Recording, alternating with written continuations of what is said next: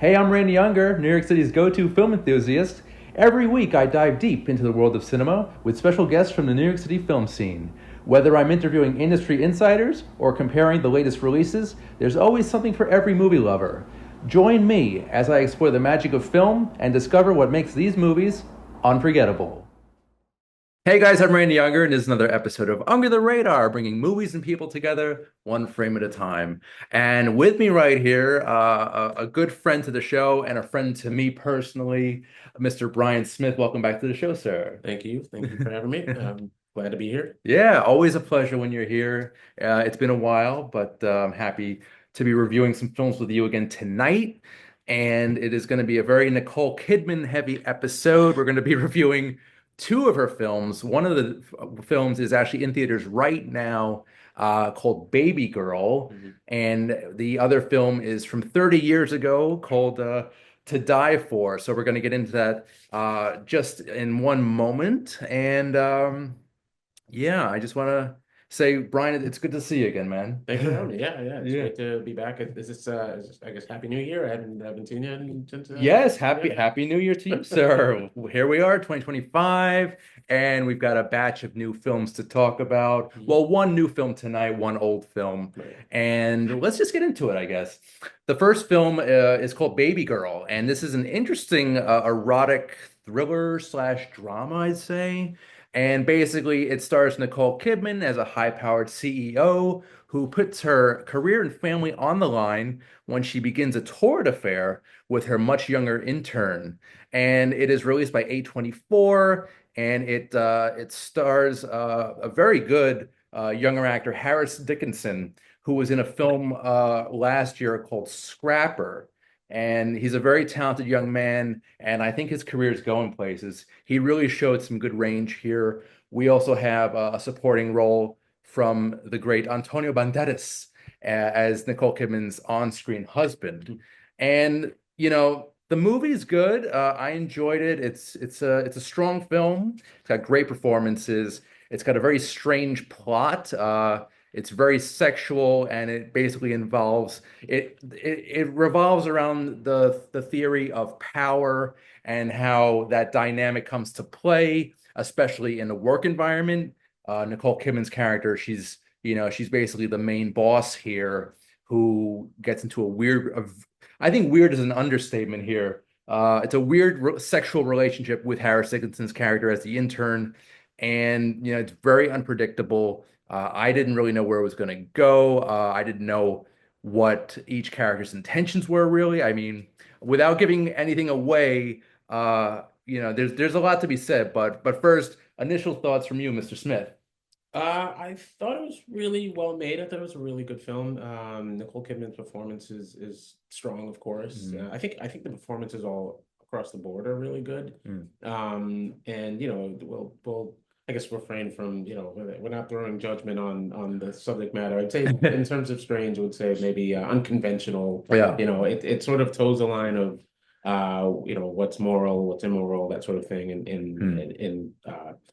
interpersonal relationships and that sort of thing, and whether it's what's right or wrong. It doesn't really Right. touch on that, but overall, I'd say that the performances were really good. I thought there was a couple of really good. I'm a big soundtrack person, some good needle drops, some good songs in Right. there, and there's a really cool club scene. Yes. I'm a big club scene fan in movies. I think this one is on my top five. Mm. Yeah, overall, I've seen Harris Dickinson. I saw Mhm. him in a film called Beach Rats, which I think was Beach also Rat. A24 Okay. many years back. He played Hmm. like sort of a young hustler in the Coney Island area, Yeah. and he was in Triangle of Sadness. Okay. Yeah. Oh, yeah. That's Yeah, right. so That's a he's good film. That's another it's a strange very one. strange film. I Yeah, liked yeah. it a lot. That I yeah. bought it sight unseen. I guess a Yeah. Criterion, I That believe, was and that was yeah, out there. it's Yeah. a very strange one. And so he's definitely I think he's perfect for this role because it's such an unconventional, Mhm. unconventional story, unconventional character. Right. Right. Right. He has really good chemistry with Nicole, I think, and Mm. she's just throwing it out of the park with her performance. Antonio Banderas is great Right. as well as her husband. Um, and also, it was one of those shocking moments at the end during the credits. Sophie Wilde, Mm. who was the star of A24's Talk to Me, which who I did not Oh, recognize. that's yes, And that's who it she was she looked that familiar to me. that Yeah, was yeah, yeah. I was like, oh, she's no, That's right. she's she's beautiful, camera ready, Right. talented I actress, wanted very more of her on versatile. the film, She actually. was very Yeah. good in this film as well. Right, Yeah, that's right. That's plays right. Esme, her junior coordinator Yeah, at the firm. Did not realize that was her, and I was that's just so funny. like I was stunned. It was So like they liked her enough in that in Talk to to Me that put they her in decided, it, yeah, yeah, and she's that's good. Australian too, I believe. So Oh, yeah, that's funny. That's and cool. yeah, so that was a nice little surprise. All the Yeah. performances are great, production value is great, and Nicole just really does a really good job. Now you know what? I obviously, if people have seen the trailer, or if you've seen it already, obviously you know that it creates a strain on Kidman and Banderas' marriage. Mhm. I think Banderas gave a fantastic performance without giving much away Right, as the husband who's tormented by their relationship. he's really good at it. I Yeah. mean, and it's one of those things where it's the film almost if you've seen the film like Unfaithful, Yep. Yep. Richard with Gere, Diane Lane. Richard Yeah. Gere, that was another film where it's like Hmm. sort of taking the former heartthrob and putting him in that role of like the cheated on husband, that sort of Yeah. thing. And then here you have Antonio Banderas playing that same role, and Hmm. I just think he adds so much. It could have easily been a throwaway character. I think a Yeah. lesser movie would have given him less Like to an over the do. top performance Yeah, I that think they really melodramatic. they delve into the psychology of Yeah. dealing with the situation. They treat Right. it in a very adult and very mature way, and I think his performance is just amazing. He does a really good job here. Um, And yeah, just Nicole as well, just sort of dealing with the complexities of her own character, her own psyche, and yeah. why is she drawn to this. And it's it's interesting, and I know the Right. director wanted to make it as uncomfortable as possible, Okay. for the audience because Right. Right. it's that's life. That's Yeah. you Because know we've seen affairs on film before, many right, times and it's over. always sort of black and white, Right. cut and Right. dried, and this is like this gets into sort of like the messiness of things, and Yeah.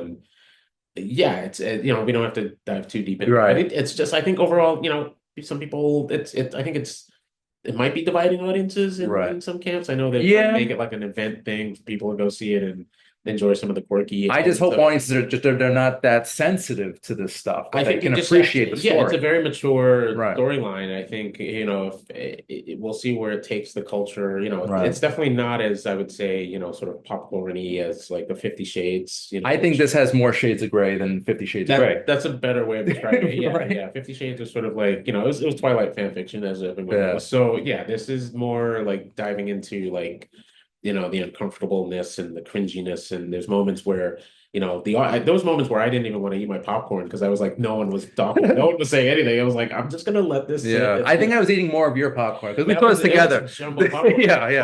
But yeah, it was there's one particular scene between, when you're sort of sizing up the dynamic between the No. characters, and Mm, there was not a pin drop in the audience. So I was like, I'm not yeah. gonna be that guy. So No, I I love the tone that this movie strikes. It's mhm. fantastic.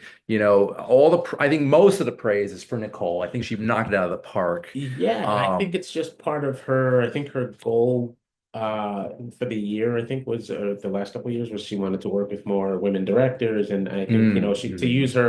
use her clout, use her name to sort Right, of elevate women stories and women filmmakers, and that was her right, goal with this, and I think more projects that she's working on, right, right, right, and right.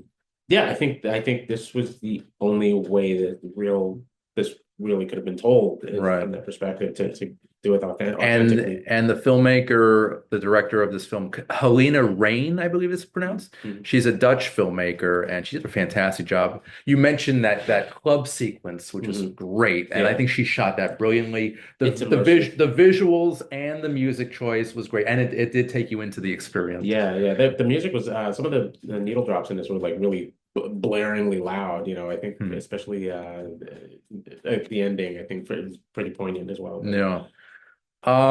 But yeah, I hope this movie doesn't divide audiences too much. well, I I hope it ushers in a more mature, right. uh, Way to look at, sex, and relationships and that dynamic between man and woman or whoever partner and I partner. think I think it can work for any dynamic, Mhm. and if it doesn't, then maybe it'll inspire more stories like it for adults to So you think this will usher in maybe like a new era of of R-rated movies that we yeah, haven't had in a while I would because hope so because like you said, very mature, yeah, very it definitely. I smart. mean, there were some audience members I heard who were like giggling and things like that, and Mm, that's to be expected, I guess. But yeah. because I was growing concerned that our culture was becoming perpetually 14 years old, and we gotta Right. advance with the Yeah. have those movies for convers that are uncomfortable that create those conversations, and I think this can usher in that. So I hope so. yeah, yeah. I'm optimistic, and I love A24, and they've always picked very strong projects, very very good storytelling on their end. Yeah, yeah. I'm So still a Substance fan, but that this is was it, Neon, I believe, that was or Substance. we'll have to Yeah, go back. we'll look at that. Yeah, But that's another discussion that we've had yeah, we've had many times off and on camera. yeah. But I think Baby Girl, it might be creeping up on my top 10 it might be, or honorable mentions of the year. Yeah. How about you? How are you feeling about it? Is it as of this year or last year? It came out Last Christmas. Christmas. Okay, so yeah, it's up there. It's in Right. terms of like her performance and the rawness of it and how she goes for it, and Right, right, right. I think we're seeing it's an interesting time for women in film as directors, but also as in front of the camera. We have The Last Showgirl coming up with Pamela That's Anderson, right. That's right. I think it's Hollywood's finally allowing complex characters to sort of reemerge. Mhm. And you don't have to get too into the politics of it all, but I think Yeah. it's an It's interesting time. it's a good era There was for women there artists. was a certain era where certain people who will not be named were in charge, and Uh-huh, I uh-huh. don't think we were getting a lot of those Right, movies. So now that we're in that sort of post era, I think maybe right. we'll see more I things. think we've been in that era for the past couple of years. For the last few years, Yeah, yeah, yeah. definitely, yeah. So Something's been shifting and changing, and that's right. there's a much more acceptance culture wide Right. to see stories from adults and adult women and that Right. kind of It's stuff. just really sad that it's taken us that That long long, for it that we're have to like it's a new I thing. made, yeah, I did, I a lot of my, if I digress, a lot of scripts when Right. I used to write screenplays had like, a lot of favorite actors, and I would write their names on a list. I'm like, this is who I'm writing it for, and that sort of thing. And then they would Mm. disappear, and then they now emerging like, years later, and it's like, Huh. wow, all that, that time, passed by. But No. yeah, so it's interesting to see it happening. But I'm glad it's happening. I'm glad it's Yeah, being, and I think Nicole Kidman is the perfect ambassador or spokesperson for that. Not just for AMC, but right. for continuing to usher in this era of female artists. So Yeah, whether it's empowerment, yeah. empowerment Right, right, and right. expression and all that stuff. So yeah, I think because that's really the way it can help, Yeah. usher the culture into a new way. I mean, we've seen, Yeah. She's great. She's always been a very strong force on screen. mhm. We were talking right before we started recording that the first time I really noticed her was Batman Forever. Wow. But Yeah, I that's a probably that's a saw. poor example because Yeah. she really didn't do much acting in that movie. Right. Okay. Yeah, she let her hair do the job. Yeah, But yeah, no, yeah. I think yeah, for me, Dead Calm was the first time I saw her, Okay, yeah. and that's a pretty strong performance. That was her. I think that was her breakthrough. I really so a few months ago we went to a special screening of Far and Away, the Ron Howard film, Mhm, and she was in that with her ex-husband Tom Cruise, mhm. and she gave us a serviceable performance in that too, and But it certainly wasn't. I don't say it was a Nicole Kidman right movie like you role. wouldn't Yeah, call yeah, it a Kidman film, yeah. right? She's definitely set herself apart as Right. her own force, and yeah. And now in terms of accolades, she won the Oscar in 2003 for her 2002 film The Hours, Mhm. where they gave her a prosthetic nose, I think it was. So that was a strong performance. And basically, since then, since the early 2000s, even before, she's just been, providing very, very good performances, which I'm happy about. Yeah, Um, and not doing. She's doing unpredictable work. She kept right, turning up, and she's going for projects that I guess obviously speak to her. She's in Moulin Rouge, right, and right, right, right. these other films that are sort of Stoker, which is a really good She was smaller film. she was the villain in the first Paddington movie, Oh, okay. which was pretty good. Yeah, yeah. The Northman, which was a Mhm. Robert Eggers film, which I saw fairly recently. Yeah. The Beguiled, which was very good. It's Mm. actually a remake of a Clint Eastwood film from the I 70s. remember that one. She picks very good projects, and Yeah. Baby Girl is no exception.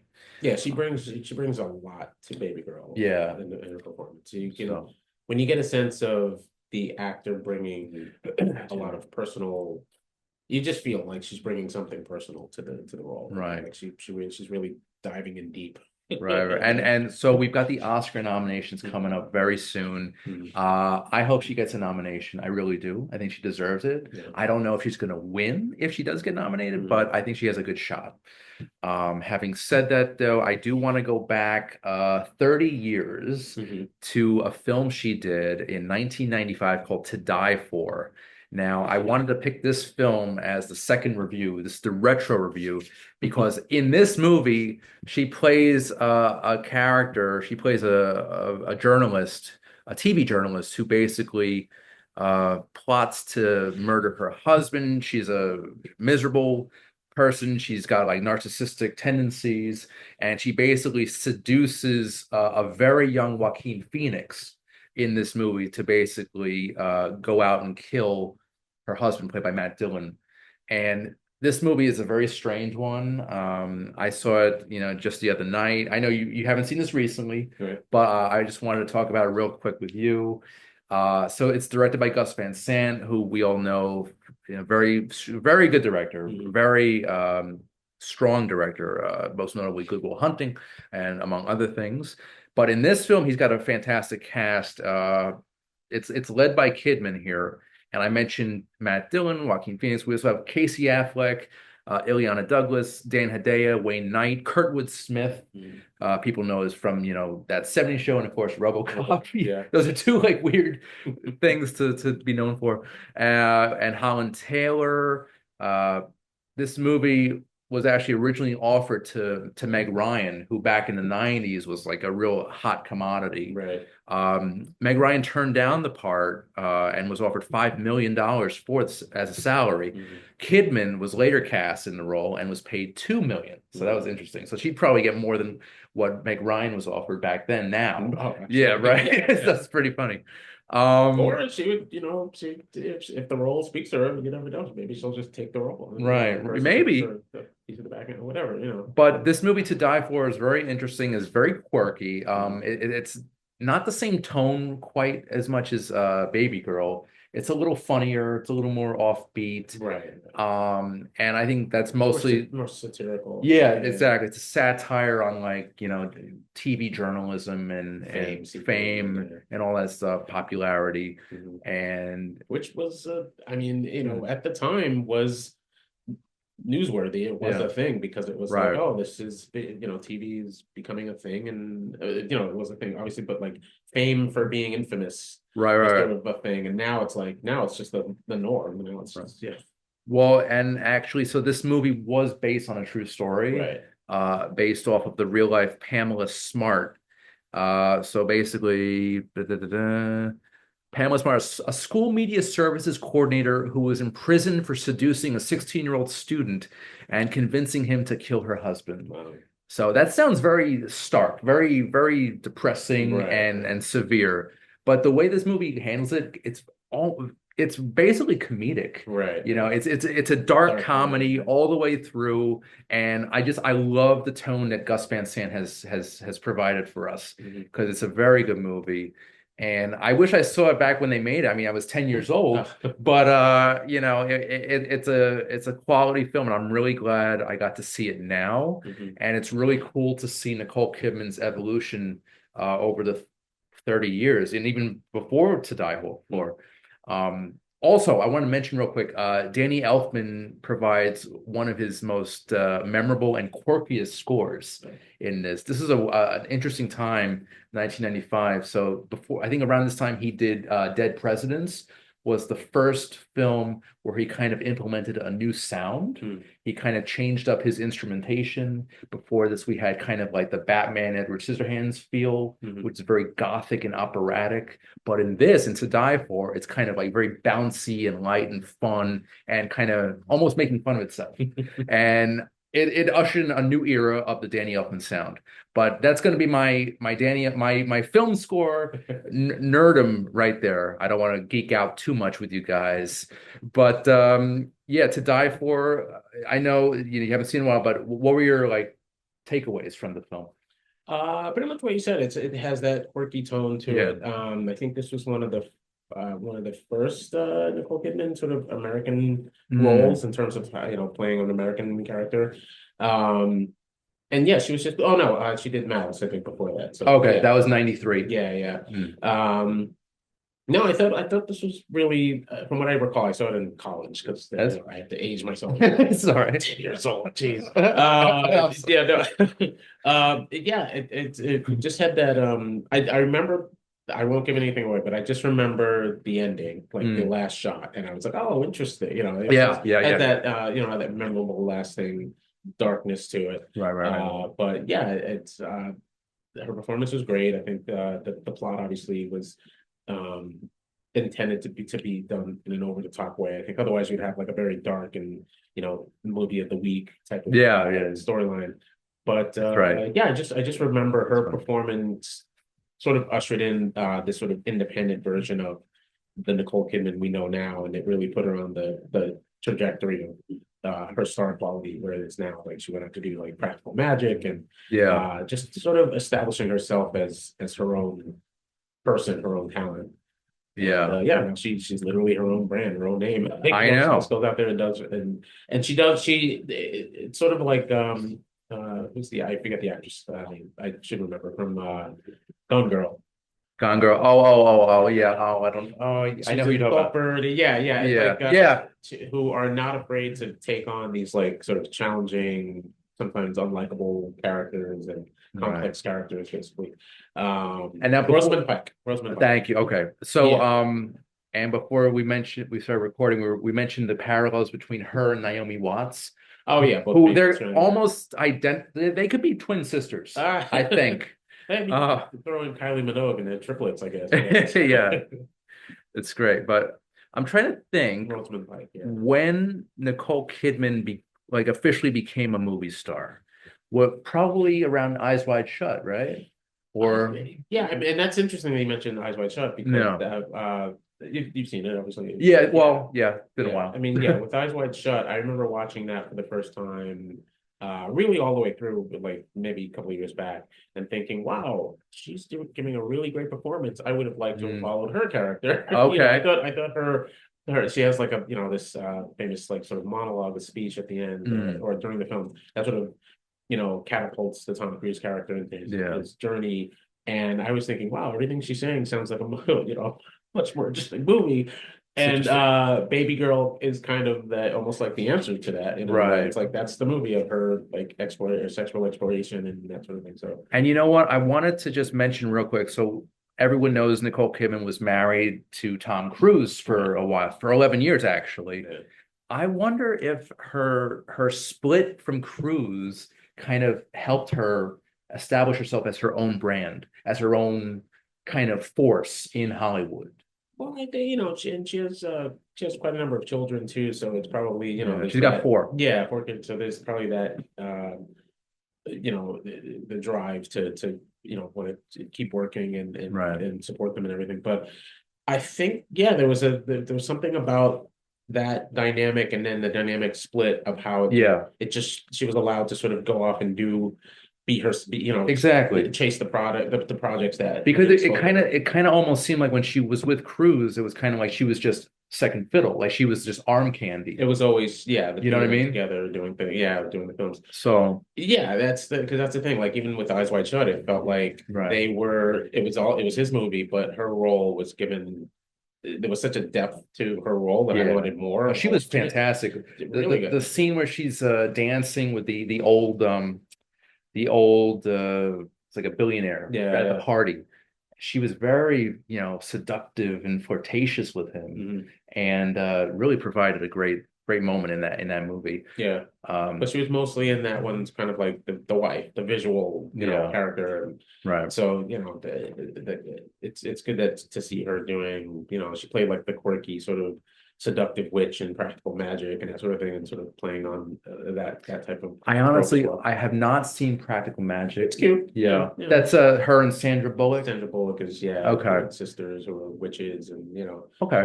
quirky movie. Yeah. It's Well, fun. after Baby Girl, I think I'm gonna go out and seek out Kidman's other works Yeah, yeah. because Revisit Malice too. It's a good one. yeah, And yeah, and yeah. not Batman Forever. I've never seen. I honestly have Oh, never seen really? Batman for. My Um, experience with Batman Forever were the glasses, the McDonald's glasses, I yeah, I had believe. those. I had The U2 song, right. isn't Seal song too? Seal, yeah. Yeah, so it's U2 Kiss from a Seal, Rose, yeah. and there's one shot I think in the trailer or one of the ads where she sits up in bed and her Veronica Lake hair flops on her Right. shoulder. She got the sexy black dress That's and all I know of that movie. I've yeah. never actually watched the movie. I just Well, know those snippets. I'm like, okay, I think I've seen this well, before. I don't even remember who played Batman in it. Was that Well, that was Kilmer? Val That was Kilmer. Kilmer. Okay. He was the weakest Batman Bruce Oh, Wayne, but Jim Carrey, happy belated birthday, by the way, Jim, oh, okay. killed it as the Riddler. He was fantastic. Interesting. And I think Tommy Lee Jones was a little underrated too as Two-Face. Hmm. He gave this a very over-the-top, kind of like a Jack Nicholson type vibe. Yeah, yeah. Uh,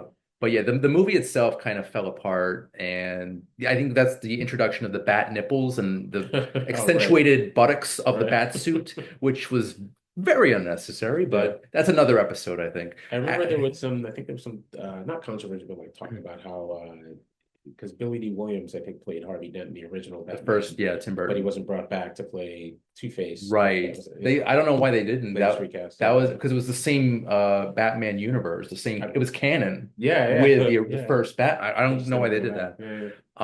But that's again another episode. Hmm. Maybe we'll do a 30th anniversary of Batman Forever and we'll get into all that. Yeah, And I think Tommy Lee didn't he just win the Oscar? I think for The Fugitive, or was it around that time? so Yeah. yeah, he hit in 94 he won Best Supporting Actor for The Fugitive, 95 with Batman Forever. Yeah, So so they're going for the star. this was like, yeah, his first movie, like, because when after you win an If you Oscar, just go, it's that's like a your ticket blockbuster. to Yeah, any movie. Yeah, yeah. yeah, You yeah. get any role. I remember I was cheering for him that year. I Yeah. liked him in The No, Fugitive I so love much. Tommy Lee Jones. He's a great actor. All right, so Kidman, you're doing great. 57 years old, years young, Oh, I was should he? say. Yeah. Yeah, she looks great. She's doing her best work now, and I'm pretty sure she's going to continue to It's do literally twice Harris's age. Harris. Oh, Harris, yeah, Harrison. How He's old is like he? 28. Is he that? Yeah, I can Yeah. see that. Yeah. Well, it kind of works in a creepy way, but Right. I digress on that one. But he plays that role really well because he's not playing it. I think they're going for authentic and Mm, real in a way. It's not played like a studio films version right. of a seduction and sort of thing or whatever. Because he's gawky and quirky and awkward. Yeah. It's not like a self-assured character. Right, right. And they're No, just getting involved in this dynamic that they're just gone for it. I It's mean, interesting. he did a fantastic job. The dynamic between the two is great. It's probably among my favorite on-screen chemistry of the year, I'd say. Yeah, I mean he's really It's electric, you know. he's really establishing himself out there. I wouldn't be surprised, they're doing American Psycho. I think I don't know if they picked the American Psycho, but I'm wondering if he would Oh, is be it good. a remake They're doing well, or it's a new re oh, adaptation, okay, but yeah, I don't yeah. know if they chose the guy yet or not. But No. he'd be good because He would, yeah, he does unconventional roles right. like right out of the gate. He's just played roles that are just very unconventional and not necessarily I mainstream. know. And to pick roles like that at 28, I mean, that's Oh very yeah, young to be like very selective and smart about what your next role is going to be. yeah. He was in, I mentioned the movie Scrapper, which was a British, an independent dramedy where he plays a young father who's kind of he has like a tense relationship with his daughter, a young daughter, Hmm. and he just holds his own in any film. And Triangle of Sadness, you mentioned was I'm great gonna have too. to revisit that one. Yeah, because Yeah. I bought it and I was like, this is so strange, but I Right. couldn't take my eyes off it. So, Brian, I think we're about out of time Mhm. here. And now it's time for plugs. Is there anything in your world that you want to talk about? Yeah, I'm a programmer with the New York City Horror Film Festival, and we are reopened for submissions now. Nice. We just, no rest for the wicked. We just Hmm. wrapped in 2024. We gave out an award to Danielle Harris, Right, right, took a right, little, right. probably like a week break, and now we're back open on Film Freeway and nychorrorfest.com. So submit your films, your screenplays, your feature films, shorts, things like that. Yeah, we're Love it. taking them in, and yeah, we love good horror, bloody, scary. Just go for it. Go for it. We've seen it all, but shock us, surprise us. I love it. I love it. I love it. And speaking of gory, Brian and I we just came back from the theater. We saw the new Wolfman, and there's gonna we're gonna be there. You Okay, go. heard here, There, very good. yeah. Representing the hairy friend there. But we're probably gonna be reviewing that movie next week, and excited for that to talk about all things Blumhouse and yeah, Wolfman. But but I just want to give some plugs on my end here. So basically, if you want to see new episodes of Under the Radar, if you want to listen rather, you can check out through Slam Radio, and that's through SiriusXM every Thursday at 8 p.m. Eastern, 5 p.m. Pacific, and Saturdays 6 p.m. Eastern, 3 p.m. Pacific. Also, the video version of Under the Radar is available on Manhattan Neighborhood Network, and that's every Monday at 11 a.m. Eastern, 8 a.m. Pacific. And as always, feel free to subscribe to the Under the Radar YouTube channel. Subscribe and share the love.